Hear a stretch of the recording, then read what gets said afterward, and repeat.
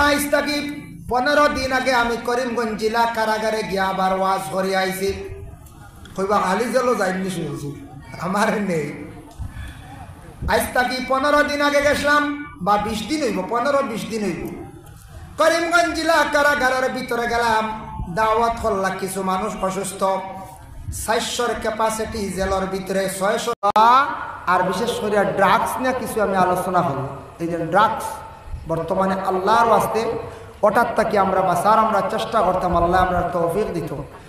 আল্লাহর ওয়াস্তে যারা বাইয়া ইতার জীবনে আবো গেছুন না, ও বাতাসও নাই, খুব সচেতন, খুব খেয়াল রাখবা। বিপদ টানিয়া আনুন না জানি বুধবান যদি এই পাউডারের কারবার করডা, পাউডার বুঝাইছুন তো কত ড্রাগস, এন দার ছাড়ন জানি, এনর লগে সম্পর্ক ছাড়ন জানি, এই না আপনার এনর চালো পড়িয়া আপনি একদিন লগে জ্বালো আমাইবা। আর ড্রাগস ব্যবসায়ী ধরা খাইন বেশিরভাগ, এটা বেশিরভাগ ধরা খাইন যেন সারা জীবন করিলেই পাইলা না, একদিন করবা, 2 দিন করবা, 3 দিনের দিন বেড়া জ্বালো আমাইবা, আমাইবাই না না করছে। কোনো সময় বালা মানুষও আমাই যান, কোনো সময় বালা মানুষও গিয়ে আমাই যায়। এর লাগি দেখবায় যারা এই ধরনের পাউডারর মদর অবৈধ ব্যবসা করেন, এটা হারাম। কম দিনে একটা পয়সা বানায় ভাই, দেখবা লম্বা লম্বা সিগারেটের টুকরা, আর দেখবা দামি দামি গাড়ি দিয়ে ঘুরোয়। আর কতদিন ভাই দেখবা গাড়ি থানাত আর তাই হরিমঞ্জ যেন বুঝাইছেন। ও শেষ হল তা গেল, কয়দিন করে বোঝা যায় ডান্ডায় ফাওয়ারে সামনে উবালি যায় না, বুঝাইছেন। দামি দামি সিগারেট হামিয়ালো বুঝাইছেন, দামি দামি গু, তাও এটা নেভিগার্ড, এটা ফ্লাই ফ্লেগ না কি গুড ডে খাসিয়ে যায়, বুঝতেছে। নেভিগার্ড লাগে। আর গাড়ি বলে রো দামি স্করপিও। আর বাদের তোকে দেখা যায় ড্রাগস ব্যবসায়ী আখতার ধরা খাইয়া ইকান থানা আর তাই করিমগঞ্জ কাস্টরে। ও হাল্লা বাফারে কইন না, বাফের রাস্তাত বারোয়া কইতরা একেবারে আন্দু আমার হুয়া ঘুরে বেড়াচাটো হারাইছে, কিন্তু ওইটা এখানে আন্দু খিকি হারাই দিব কঞ্চায়েত। অন্য কেউ যদি বিলকুল এটা ব্যবসা করেন না, বেহুদা পুলিশে ধরলি মনে আন্দাজিয়ে ইয়া পুলিশও বা সার্চ করে, বহুত জিনিস তারা বুঝে দেখে, অভিজ্ঞতা করে। ও বেড়াচাটো আমাই গেছে, এটা টুকটাক আসন লগে রইয়া হামায় কিন্তু দুসরা আমার।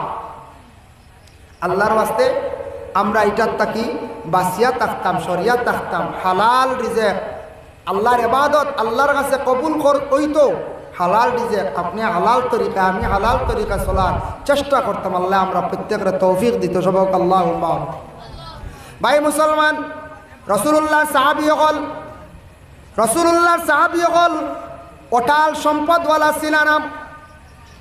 অসংখ্য সাহাবীরা গরিবী হালতে ছিল, কিন্তু তাদের দিলে তো বালা আসলো।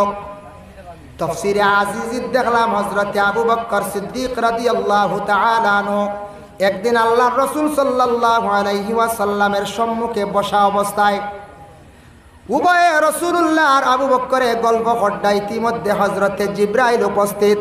জিবরাইল আসিয়া আসসালামু আলাইকা ইয়া রাসূলুল্লাহ, সালাম জানাইয়া কইলে ইয়া রাসূলুল্লাহ, আপনার পাশে আবু বকরের গায়ের মধ্যে কাপড়গুলা বড় ফাটা ছিঁড়া, বুঝলাম না, আমি দেখে অবাক লাগে। ও সময় রাসূলুল্লাহ ফরমান, জিবরাইল, আমার আবু বকর এই অবস্থা দেখে তোমার অবাক লাগে, ও কারণে জাননি? কোন কারণে আবু বকরের শরীরের কাপড়গুলা ফাটা ছিঁড়া জানো না? জিবরাইলে ফরমান, ইয়া রাসূলুল্লাহ, জি না, আপনি খুব কসাইন। ও সময় রাসূলুল্লাহ ফরমান, ও জিবরাইল, জানিয়া রাখো, ইসলামের জন্য যখন আমি আদেশ করতাম, ও সাহাবী হল, তুমি তান ইসলামের জন্য সাহায্যার্থে তুমি তান যে যতটুকু পারো সাহায্য করো। অমুক দিন জিহাদের ঘোষণা হয়েছে, অমুক দিন নির্ধারিত হয়েছে, আমরা যাইতাম, যে যেটা পারো মাল আসবাব দিয়ে সাহায্য করো, যে যতটুকু পারে সাহায্য করো। হওয়ার লগে লগে আমার আবু বকরে বেশ দেরি করতে না, দৌড়াইয়া নিয়া সামান্য যেটা সামান আছে নিয়া আমার সামনে হাজির করে লাইতা, মানে আল্লাহর রাস্তার দান করে লাইতা। ইহা তককে আবু বকরে গড়র বাসনপত্র পর্যন্ত লইয়া আইসন একদিন। সুবহানাল্লাহ। এর লাগি হযরতে আবু বকরের অবস্থা শরীরের কাপড় উপর ফাটা ছিঁড়া। ওই সময় জিবরাইলে উত্তর দেন, ইয়া রাসূলুল্লাহ, আমি বুঝতাম পারছি আপনার কথা শুনিয়াম।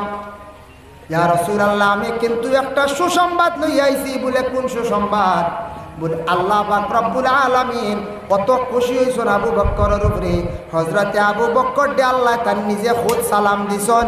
আবু বকরে আল্লাহর সালামের জবাবটা লগ্য়া। ওই সময় আবু বকর শুনিয়া বড় খুশি হইছেন। আর রাসূলুল্লাহ কইলা আবু বকরের দরজা মর্তবা কতটুক বুলন্দ হইছে, দরজা আল্লাহ কতটুক বুলন্দ করছে যে আবু বকর দে খুদ আল্লাহ কি করছেন তানরে সালাম দিছেন। হোক সুবহানাল্লাহ। সাহাবায়ে কেরাম হল আল্লাহর রাস্তাত ওলা আশিক হইয়া দিতা বুঝবাইতে। ভাই মুসলমান, রাসূলুল্লাহর যেন সাহাবী হযরতে বিলাল রাদিয়াল্লাহু তাআলা আনহু যে সাহাবী অতি খালাস লাভ বিলাল সাহাবী আজান যে সময় দিতাম তান গলার কণ্ঠটা সুন্দর আসলো, আজানর সদ আজানর আওয়াজ শুনিয়া মানুষ মুগ্ধ হয়ে দিতাম। আশপাশ থাকি মানুষ যাইতা বিলালরে দেখা গিয়া দেখতা বিলাল যেমনে দেখতা, দেখার পরে কইতা রে বিলাল তো সুন্দর আমরা মনে করছি। বিলাল তো সুন্দর সুন্দর দেখালাম ওলা বিলাল তো সুন্দর দেখালাম আমরা মনে করতাম কত সুন্দর নি বিলাল। হযরতে বিলালে আজান দিতাম এর লাগি প্রত্যেক জামে মসজিদের মধ্যে আজান দেব হইতো, আজান দেনেওয়ালা একজন মুয়াজ্জিন হইতাম। খাদ্দিগ্রাম মেসাবন সুন্দর লাগে। হযরতে বিলাল রাদিয়াল্লাহু তাআলা আনহু আজান দিতা, আজানটা বড় সুমধুর কণ্ঠ আজান, সুমধুর কণ্ঠে আজান দিতা, যার জন্য প্রত্যেক মহল্লার মানুষে কি করতা আজান দেনেওয়ালা একজন বানাইতা। আর যে বাবা যারা আজান দিবার ইচ্ছুক খেয়াল আপনারা আজানটা শুদ্ধ করি দেওয়ার চেষ্টা করবা। আজান প্রায় মঞ্চে ভুল দিন, আজানর মাঝখানো ভুল হয়ে বেজার।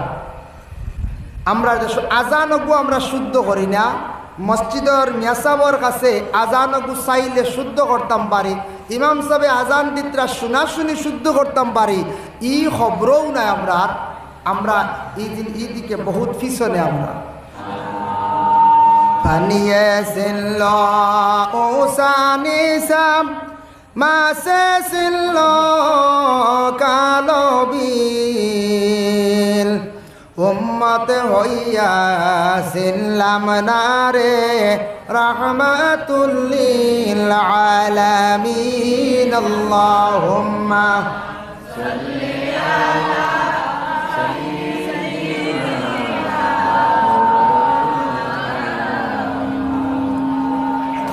وعلى آل سيدنا مولانا محمد। তাই হযরতে বিলালে আজান দিছেন।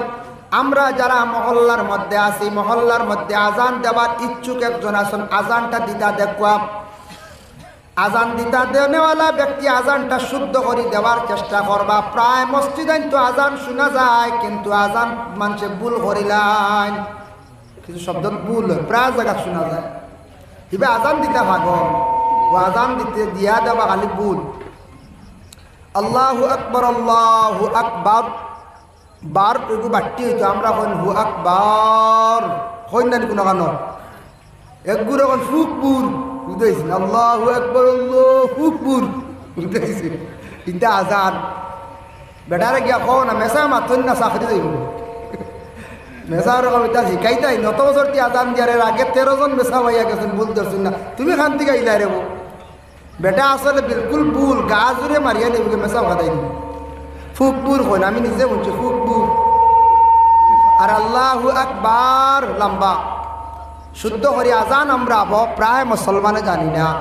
আরেকও ভুল আছে করে কইয়া আখতা কইলে একজনে বলে জমাত করিলাই তিনজনে অনক একামত দেখবা হেন তুমি দো হেন তুমি দো হেন তুমি মানে একামতো জানেন না। এবার মুসলমান আবার একামত জানেন না, প্রায় না পাওয়া যায়, সরম লাগে দেখি দেখা যায় ঠেলাঠিলি করতে একামত দেখেছি তিনজনে এই হেনরে এই হেনরে এই হেনরে ও বলো। বর্তমান সময়ে এমন পরিস্থিতি এমন অবস্থা মাটিয়ে যারা বেসাত লাগলে ইনু যা দলালি শুরু হয় আস্তাগফিরুল্লাহ।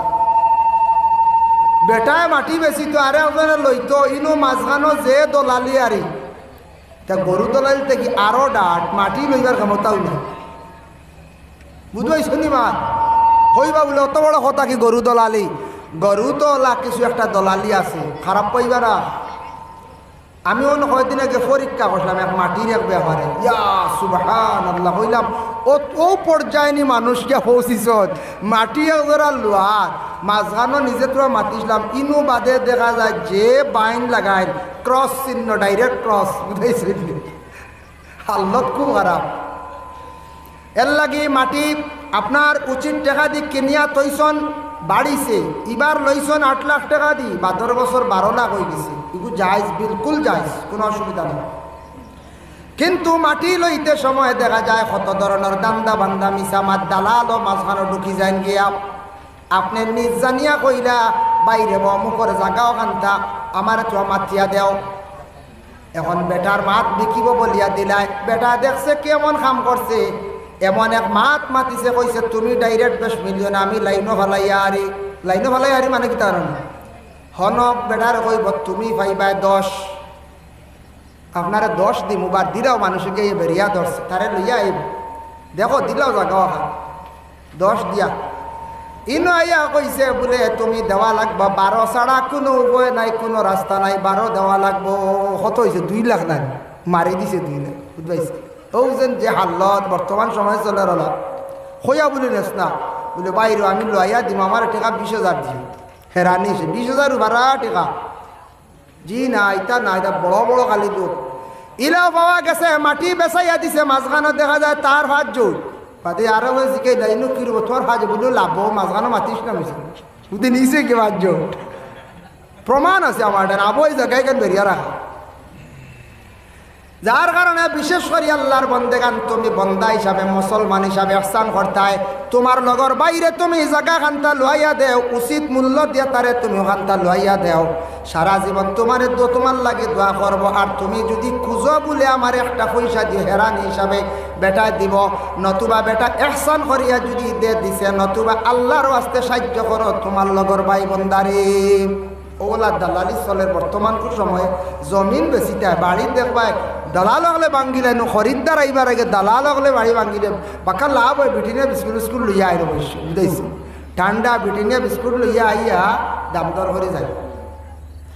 যার এইখান পরীক্ষা করে দেওয়া যাকে একটু বেশিবার খেয়াল করা যায়, দেখো বাক্কা 2-3 পার্টি মিটে উঠে লিয়ে আইবে, হাসাও বুঝে। মাহতারাম হাজির নে কেরাম, এইভাবে যে দান্দা বান্দা আমাদের দেশের মধ্যে আরম্ভ হয়েছে, এটা কিন্তু বালা খাম নাই, আপনার মুমিনের পরিচয় না, এটা কিন্তু খারাপ মুনাফিকদের পরিচয়, দুকাবাজি করা। আল্লাহর ওয়াস্তে জমিন বিক্রি করতা বিক্রেতা তাই হক হক মাতক আমি এখান 10 লাখ হইলে বিক্রি করবো, এর থাকি বেশ এর থাকি কম হইলে না, তাই না যদি মাঝখানে মিশা মাত্র না অমুক আইসলো আইয়া কইয়া গেছে 11 গিয়া আসছে আবো দিয়া না চলে এখান দামও হবে আবো 8 লাখ, 11 বুঝিন গিয়া আসছে, এর অর্থ হলে তুমি 10 দেও তো আলহামদুলিল্লাহ বই জিতাম, ও মিশা মাত হইল না কোন যায়। ওভাবে বর্তমানে চলে আমাদের দেশের মধ্যে বাবা জমিন ক্রয় করতে গিয়া বিভিন্ন ধরনের মাতাইয়া ঢুকে, মিশা মাত্র ঢুকে, বেজান খানা খান হইয়া থাকে।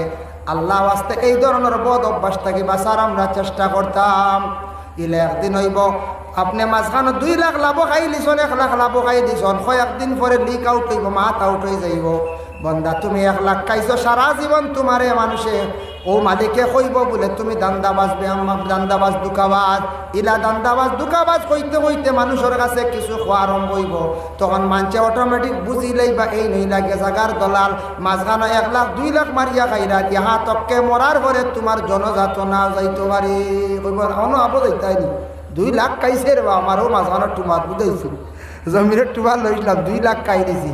এর কারণে আপনি কিনিয়া ব্যবসা করেন ওখান লইতাই নিব বলে যদি কোনো ব্যবসা করা যাইব, লাইনে গো আছে একসান করতে না বুঝবাই। আর আপনার খলিঞ্জা মানেন না, বেটারে অত টাকার জমিন লইয়া দিতা খলিঞ্জা মানেন না, তে ব্যবসা করিলাম তুমি ওখানকে হইলা লইলাও 10 লাখ লইয়া কইও পুরো আমি গান লই নিছি রব, এখন আমি তোমার লাভ না হইলে থাম না বলে কত বলে টাকা আর 2 লাখ লাভ, এগু ঠিক আছে লইয়া কিছু বেরুর দিয়া মাটি উঠি বড়াইয়া ব্যবসা বাণিজ্য করে, এগু ঠিক আছে।